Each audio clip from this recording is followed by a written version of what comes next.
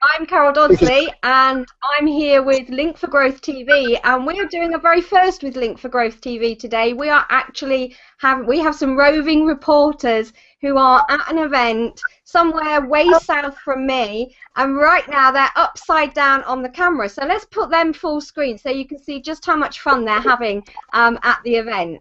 So there we go. Oh, I think they're back up the right way. So hi, this is Fiona. Fiona, are you there? One of our guys working in Harlow. Does it go louder? 37 hours a week. No. Carol, hang on, I've got an earpiece. Can I put it in? I've got an earpiece. Looks like they're having a little bit of techie trouble, but it's the very first time they've ever tried to do a live hangout on a mobile device way away from the central. So let's go back over. I'm sort of watching the little film strip at the bottom so I can kind of see when they are there. Let's have another go. Chris, are you there? Yeah, I'm here. We're actually we're at the Harlow Business Exhibition here, and I've got Fiona here. There's Fiona.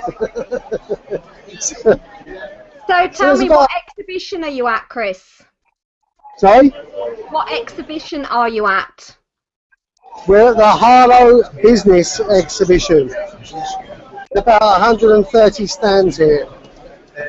I'll just give you a quick view of it.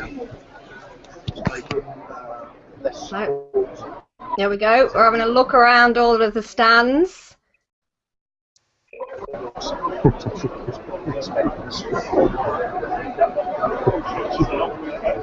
Hear the background noise. And looks like Chris might have frozen on me. You can hear my voice at the moment, but I'm leaving the picture of Chris on the screen, or Chris's device on the screen, because hopefully he will come back. Like I say, this is a first for Chris, who is actually the founder of Link4Growth, and Link4Growth has a TV channel that is being created at the moment, and the idea is to bring community TV across the UK to everybody, and to bring local communities together, and to have people going out to events, to introduce people, to get them connecting with each other, not just offline but online as well. And it really does look as though, I'll come back to me because we have a very static screenshot there. I think Chris has frozen. Now Chris has gone in there very first time with a mobile device, and they're on Wi-Fi, so it was bound to have a few issues. Hopefully they will reconnect with me in a little bit. I'm going to leave the hangout open. We haven't announced this hangout, so potentially there's absolutely nobody watching, but maybe people will see the replay if we decide to leave it up, or maybe somebody will just come across this. We didn't want to announce it live to everybody because this was a test, or is a test, because I'm actually sitting here and I can see from my hangout window that Chris has completely disappeared. So he's obviously crashed out due to the Wi-Fi. But this is, you know, when you're doing a test with a hangout, you need to test things. You need to see, will my Wi-Fi hold up? Will it be good enough in this venue? Because in some venues and in some places, Wi-Fi is awesome. It's not recommended if you're using a hangout, but it does work really well for some people. So it's not a matter of saying, well, it's Wi-Fi, we can't do this, because sometimes you can do it with Wi-Fi. Sometimes you'd be better off if you had 4G and a mobile phone. Other times, if you have a venue where you can be fairly static, or you can have long cables that people are not going to fall over, then of course you would ask for wired connection on your internet, because that is much, much better than a Wi-Fi connection. The higher your connection, the better the results. And some people say, yeah, but doesn't that make hangouts rubbish? Well, actually no, because if you think about it, roving reporters at events usually, or traditionally, were TV crew. Do you know how much the TV crew pay for their equipment, for their connecting to each other? They have very, very expensive equipment. Now, even if you have to go out and buy extra things to run a mobile hangout, so a roving reporter hangout, you are not going to be paying thousands and thousands and thousands like the TV crews do, like the radio stations do. So it is a very low-cost alternative, even though to make it absolutely awesome and wonderful, you will need to spend a little bit of money. But hey, we have to invest if we want to see success. You know, if you're in business, you have to invest.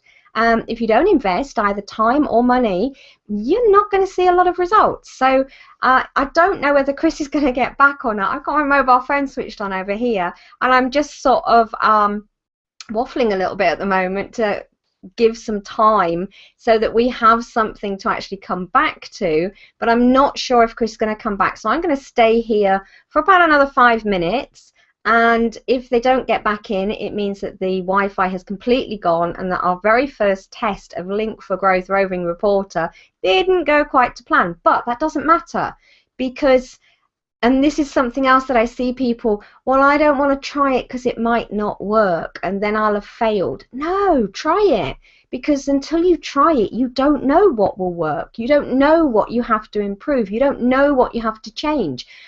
We had a 5-10 minute chat before we started broadcasting, and it was pretty good. But I have an idea that Chris is sort of trying to wander around a little bit, and he's actually kicking his Wi-Fi out, and potentially for this needed to be standing in one place and not doing too much movement.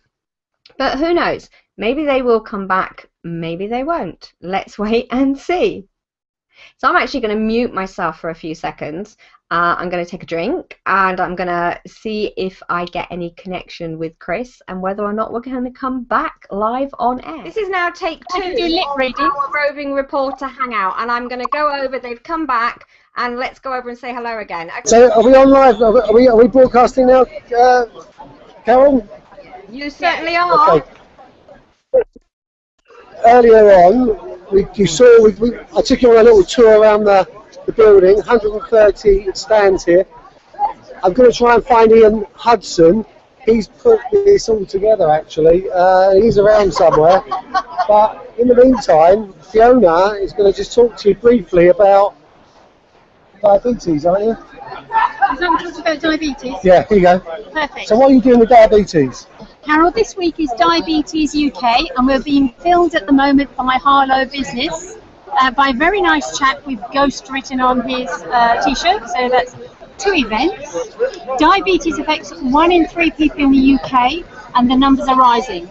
The important thing is you are never too young to have diabetes. So it's about taking action now and being screened now. I'm here to meet a lot of people I already know, but we've been spreading the Learn4Growth word such that we have at least 1 new meeting in Mid-Essex coming up hopefully in the next month or so. Possibility of another, and certainly 6 or 7 new attendees for existing meetings. So even though I haven't spent a lot of time talking about what I do other than Learn4Growth, as far as L4G is concerned, it's been very, very profitable so far, and we haven't finished yet. Do we have anybody, is there anyone there that you can actually bring that is attending there, Chris, to come and talk to us? I mean, actually, this is going to be bizarre, but I just turned around, we've got a cameraman here. How's it been going so far today? Fantastic. Best video production company in Hertfordshire. They're going to try a video with you over this, with the microphone, all right, with you on the end of this Nexus, all right? So that's what we're going to try and do, if you heard that. Okay. Going to... Shout into camera. Who's been interviewed? Well, it looks like Carol is. Or us and first, and then Carol. Yeah, okay. Carol says hello first. I don't know if we picked it up. Okay, wow. Do you think this is a bit different, boys? But what they're doing is they're doing an interview here with Paul and with Fiona, I believe, about Learn4Growth.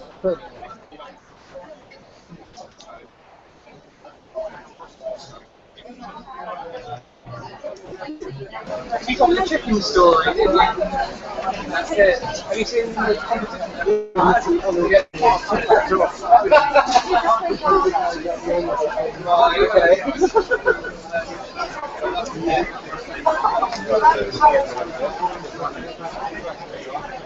Well, at least you're getting some pictures, even though you can me.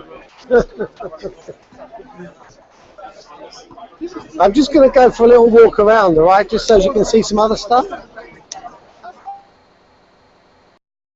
But it looks like we have lost Chris again, and that's such a shame, because it was actually, although they couldn't hear me, we were actually getting some good shots, and we were actually seeing what was going on in the background, and it would have just been great if maybe Chris had just stayed there and brought people to him instead of gone for a walk. But these are all learning elements and ways of finding out what does and doesn't work. Maybe this time he will come back, maybe he won't. It's a real shame, because that was quite good. If he'd just stayed there and brought some people over, he could have asked them to talk. And these are all lessons, and these are all things that now he's completely dropped out now. So I'm going to end the broadcast, and let's see if we get a take 3.